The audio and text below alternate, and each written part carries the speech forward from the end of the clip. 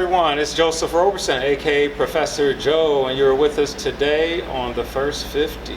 And our guest today, our esteemed guest, and it's a privilege to welcome him, is Joe Shumpert. How you guys doing? Joe, I appreciate you, my How you king. doing? I appreciate you. Likewise. Real quick, I've already explained, right? And however, I'm going to do it again since we're back on, right? So, you know, this concept of the First 50 is really just me realizing and accepting my responsibility to share with others any information I have gleaned over the first 50 years of my life that I think could be beneficial, helpful for any of the young people following me, so to speak, and that also can potentially positively impact the trajectory of someone else's life. You and I have engaged in great discussion on topics such as that, even in previous shows you've done with me, which again I appreciate and would like to express that appreciation. So that being said, today, if you could keep that in mind as we discuss, as we move into discussion, anything you could share that you think would positively impact the trajectory of anyone else's life based on the lessons you've learned. Now, one of the things I don't want to ignore, because it kind of segues, right? Hey, I feel like I'm supposed to go like this, and it segues directly into this, right? Is a book that you gifted me for my birthday, my brother. And what I need to tell you is this, that I take nothing for granted. So I understand there's a cost to everything. So to publish this, to print this, there was a cost. So you extending it to me is a blessing to me, in addition to the cost of the life lived to learn the information that you chose to put in the 20 hats of success. Yes, you know what I mean? So, if it's okay to start there, Yeah. watch this. I'm gonna ask you this real deep question. You ready for this? What's in the book? Life. And it actually helps you portray the vision that you want to see upon yourself. Okay. And I love hats. You always see me with a hat, even when my hair is clean, bald. Okay. You always see me with a hat. Hey, which it is now, though. You're looking Yeah. rather spectacular, but you chose to wear. Okay. So okay. the thing is that no matter what part of your life you want to fix, you got to wear 20 hats to do it. You're gonna, when it's yourself, you got to wear 20 hats. You're gonna be your therapist, your doctor, your lawyer, your counselor, your accountant, your bad friend, your good friend, right? All those things are in that sense of understanding where you want your next step to be in life, and that's what's in the book. And then before we go more into that, let me just ask you this, so people could get a perspective, because some people will already know who you are. Some people will Google you. Some people will have seen a previous podcast where we've been in discussion. But can we get a concise, but what do he know about life? Because you might be a trust fund baby where somebody left you. Look, that got to hurt. Yeah. Hey, somebody left you 7 figures. So you got a business, but you had 7 figures to start that business, my brother. So that's a little different than my life. You feel me? So is that accurate? What is your background that I should feel oh, he understands what adversity and struggle is? I think that being born with no spoon helped me learn how to go get what I need to eat. Okay. Right. Honesty. And what I did is I translated that into a book. Okay. And it helped me form a plan for myself from, if I can beat anybody up, if I can go work out and outwork everybody to sell dope, I can do that on the field, which got me to college. Now I can do it in college because I know I can hustle, I can grind. Now I can do it in the league. I did it in the league, then I got cut, then I got depressed, then I went through this stage of depression, anxiety, and wanting to kill myself and things like that. Hey, did you experience it to that severity, my brother? Okay. Yeah. Where I threw away all my trophies, threw away my rings, threw away my plaques, my jerseys, because I got to a point where I hated who I had become, because that was my life, and that's what I thought what I was, right? And as a student athlete and as an athlete at the time, you think that that's all you're about, right? That's athletics. The entirety of your existence. I think that's probably one of the hardest things I had to do moving forward, is know that I was more than just an athlete. Right. But how athletics helped me form every aspect of my life, which is the self-respect, the discipline, the punctuality, the respect, understanding how to talk to people. Yes, sir, no, man, right? And presenting myself in a way with confidence that I can showboat, right? Like on the field, but I have to perform. So I can show you what I have, show you what I want, show you how to go get it, but I also got to perform and go get it, right? Because they say the only thing between dreams and reality is action. Yeah. It's engaging in actual behaviors, tasks, activities And required. discipline, right?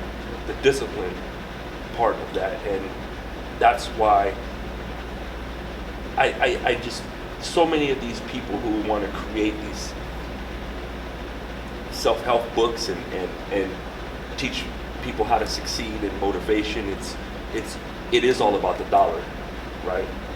But every time I go speak, I give about 200 books away, right? I give 100 books away, because it's not about the dollar amount for me. That you've gotten published out of your own pocket, Right? Yeah, and printed out of your own pocket. Yeah. It's I want to create millionaires, but I want to do it in a way where they know it's not hard. Okay. And you'll see mistakes in the book, but the thing is talking with my mentors and understanding who that type of situation is. People want to see you grow too. Yeah. So if your book is perfect, that means so many people read it Okay. and said, "Don't do it like that." Okay. So it's not me. And you went and got it revised, and you got So it's not me, right? Okay. So I didn't do that. Yeah. Like I was gonna go through the editing and then Yeah. go through, professional Yeah. editors. Yeah. But again, talking to my mentors who have written books, Right. understanding where they messed up, they told me, "Be you. That's your first book." Yeah. And unless an editor wrote a book, Yeah. he can't really tell you how to write a book. Right. Right. And the right. feeling, he can't portray to you the feeling that you want out of the book. Yeah. So that's what made me go, okay, well, I'm gonna start it, I'm gonna publish it, I'm gonna print it, Right. I'm gonna put it out. Yeah. Hey, I'd just like to touch on this too. What I find so deep about that also is this: at times, maybe not with everything, but at times, any additional step you add to something, it delays, right, and potentially at some point prevents something from being put out there so that the universe can bless it. So, for instance, there's a lot of things that I think of doing, like I should do this, but I have some perfectionistic issues. And so I'd be like, well, I can't do it yet because of this, and I can't do it yet because of this, and can't do it, watch this. So Coach Pinkle from Missouri, shout out Coach Pinkle, he said, sometimes perfection is the hardest and quickest way to procrastination. Yeah. You got me? And I get that. And so sometimes you have to be able to put it out there as the most genuine, authentic part. And you got to be okay with that. Because, see, if it's about your ego, then no, I ain't putting this out to the right. But when it becomes about being of service, then okay, no, the point is still made. So I have to deliver this, and the universe will do the rest. I don't need a response to validate my ego that, hey, you the guy. I need the information to be put out there because I bear a responsibility to my higher power, to my creator, to the universe, to share. It's like when, like on social media sometimes, right? When you write something and somebody writes back, it's not there, it's there. Yeah. Right? Yeah, and I go, yeah. But did you read it? Yeah. Okay, so you got it. Yeah, you got the point. Yeah. Yeah. If I went to school for English, Yeah. but I didn't. Right. But you got the point, right? Because there'll be like good message, but it's actually THEIR, not THERE. Right. And I go, Yeah. or two, it's not two. Yeah. Those things, right? And people put that too, like my pet peeve is, I'm like, okay, deal with your pet peeve. But we're talking survival, we're talking about life, we're talking about bigger issues. They miss the point of the bigger picture. Right? Yeah. And then in that case, this wasn't for you then. Right. Or maybe it was, but you go, you know what's so crazy? I'm just touching on that real quick. I have made a post the other day, and one of the points I was just trying to touch on is everybody has an opportunity in life. Everyone I met, I don't care. And I'm saying everyone I met. I don't want to globalize right to that extent, but has had an opportunity in life, no matter what struggles they started off with. But some of them haven't been able to see the opportunity because they were so fixated on the door that was closed, the opportunity that was not available, that they didn't see what the universe opened up for them. And so using that as a metaphor, the same way with someone, hey, here's a message that the universe, right? Like if you still, use biblical references, maybe you think like, no, God go speak directly to me. Yeah. who knows whether you could even handle that, right? So what if the universe, what if your higher power, your guidance, delivers you messages through other people, but you fail to hear the message because of who delivered it or because you're looking at a typo? Yeah. Like, but you missed the point the universe was bringing your attention to. So, I get what you're saying in that sense. I had one of my friends, he told me, this is a long time ago, when I was actually incarcerated. He was older than me. He was like 18. I was 16, 14 at the time. And he said, don't worry about the rough water. God only takes you through it because your enemies can't swim. Oh, right. And it made me understand that I just gotta relax. I was still hard-headed because I had to survive, right? I was in a different big room there, right? But understanding that helped me today with my son now. Just relax. It'll get better. Yeah. My wife, it'll get better. Right? So all that is, again, in the book. In some form or fashion, you touch on those points. Yeah. Okay, can I ask a question that just caught my attention is this? Okay, so, and knowing some of your background. Yeah. Knowing a lot of your background, yeah. right? Is this. You mentioned at a certain stage of your life feeling this sense of discouragement, made to the point where it was at depression. College though, sports, athletic, wow, you done went far enough to be in college playing sports and moved your life forward, and you're coming from an environment where previously dealing with incarceration as a youth, dealing with the lack of stability in family structure, and dealing with the stability that was there being stuff that would guide you to a life that's going to have some significant consequences to it, right?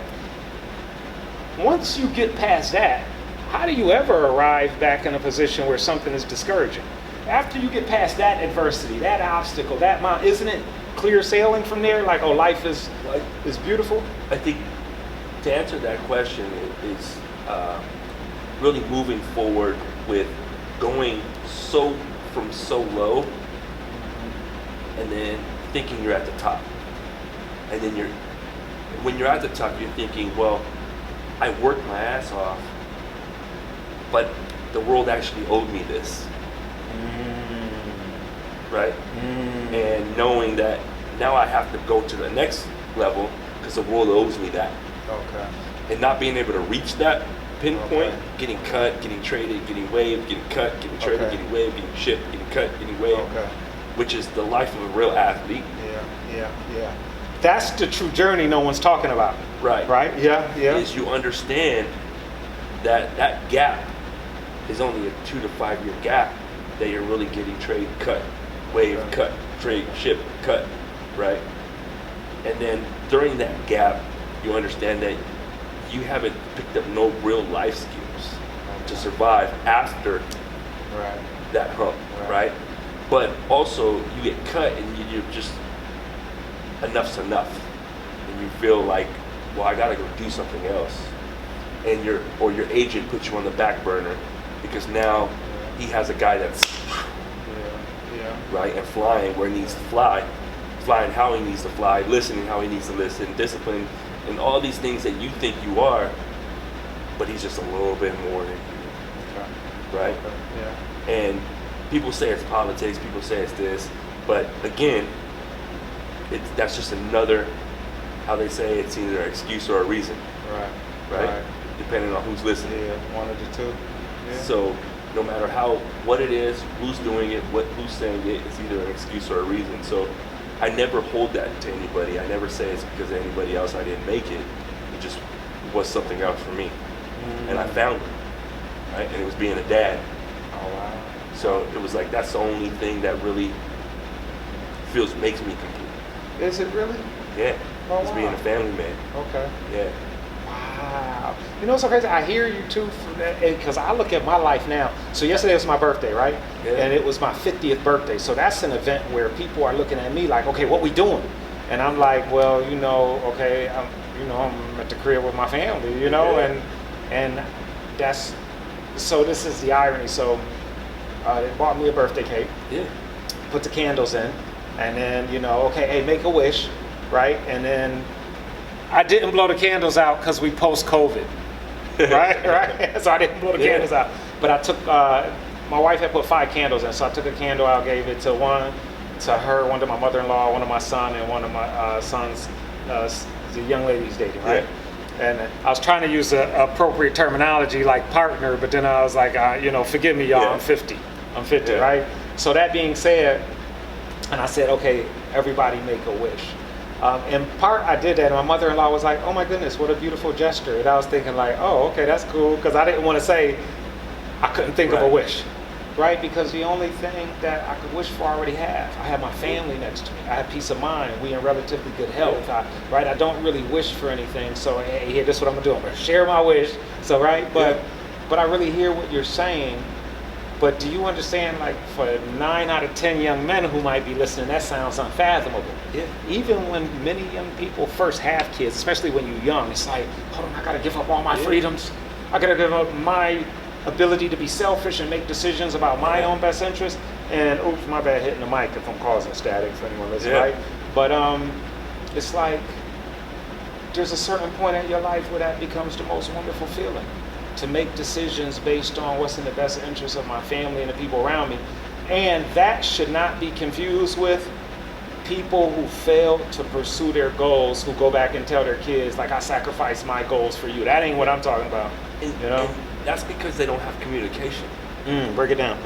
Because if I sit and tell my wife I want to do this, I'm gonna go do it. Vice versa, Right. right? So you can never say it's because of you, Right. right? It's like, because if you don't have the same goals and I don't have the same goals, then, and the same life plan, and you don't have the same life plan, maybe it's not good for us to be together. And we need to talk about that, right? Yeah. You said goals and life plan. Yeah.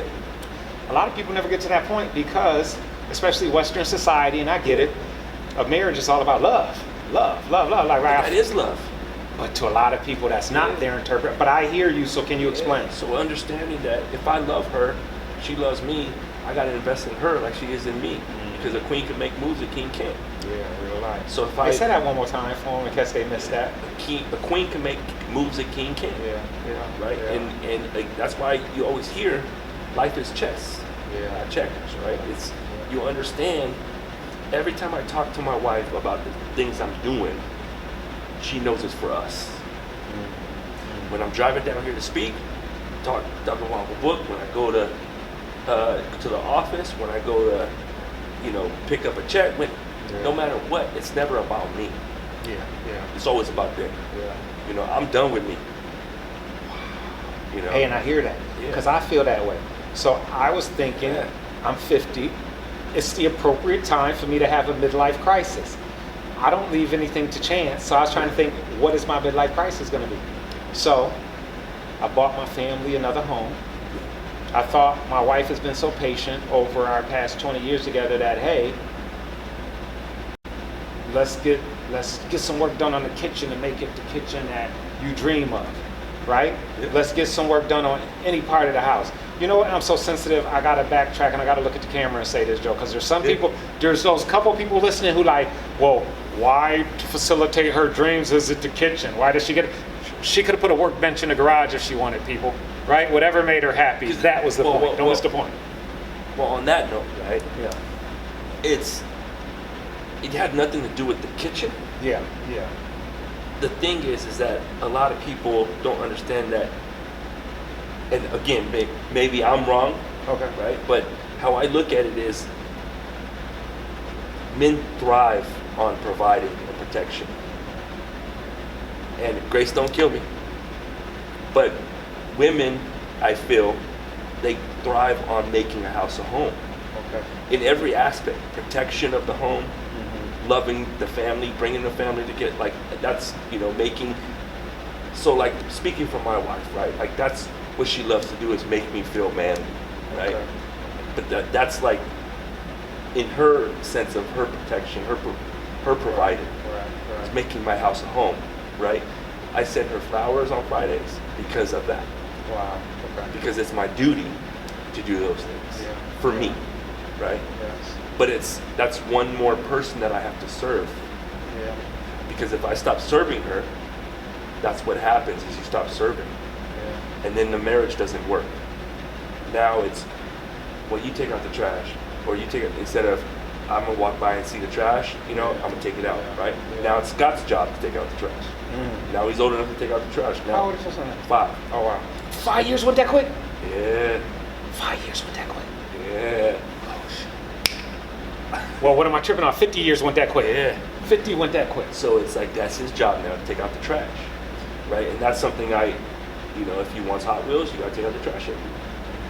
So now when we go to the store, I don't care about buying them. You earn them. You get up, take your sheets off if you have an accident, or you make your bed if you didn't. You change your clothes, you brush your teeth. Once you do all that stuff, you make sure the dog has water, and you take out the trash. Right? It's creating a sense of responsibility in that right work now. Ethic. Okay. Right. A work ethic. It's developing work ethic and knowing that no matter what you have, you still gotta work for it. Right? Because my plan and my wife's no matter plan what you have, you still have to work for it. Okay. Is to spend 85% of our money before I die. Oh, wow. Right? Because he's not getting left all these shit for nothing. Yeah. He's gonna have to work. You gotta work for it. Right? So I'm trying to get in on just like 5% of that 85 he spent.